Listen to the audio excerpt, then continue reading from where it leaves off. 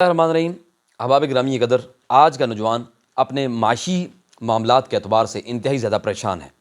اس کی وجہ یہ ہے کہ ملک کے اندر معاشی حالات بہتر نہ ہونے کی وجہ سے انسان کو اس طرح کی پریشانیوں کا سامنا کرنا پڑتا ہے۔ لیکن احباب گرامی قدر، اللہ رب العزت نے قرآن مجید کے اندر اس کا خوبصورت حال بتلا دیا۔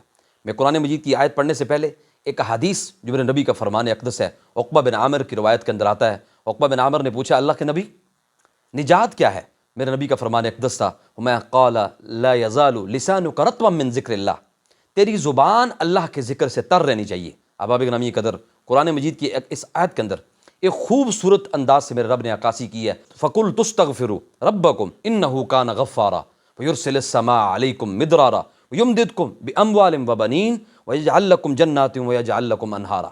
خوشبختی چاہتے ہو، چین چاہتے ہو، امن چاہتے ہو، سکون چاہتے ہو، اولاد چاہتے ہو، مال و دولت چاہتے ہو، اس ایک آیت کے اندر اللہ رب العزت نے سارے کا سارا حال بتا دیا۔ ہمایا فَقُلْتُ اسْتَغْفِرُوا رَبَّكُمْ إِنَّهُ كَانَ غَفَّارًا، جب تم کثرت کے ساتھ استغفار کرو گے، ہمایا اللہ تمہیں اتنا مال دے گا کہ تم سے سنبھالا نہیں جائے گا، تم پہ موسلا دار بارشیں برسائے گا۔ وَيُرْسِلِ السَّمَاءَ عَلَيْكُمْ مِدْرَارًا وَيُمْدِدْكُمْ بِأَمْوَالٍ وَبَنِينَ، تمہیں مال عطا کرے گا، تمہیں بیٹے عطا کرے گا۔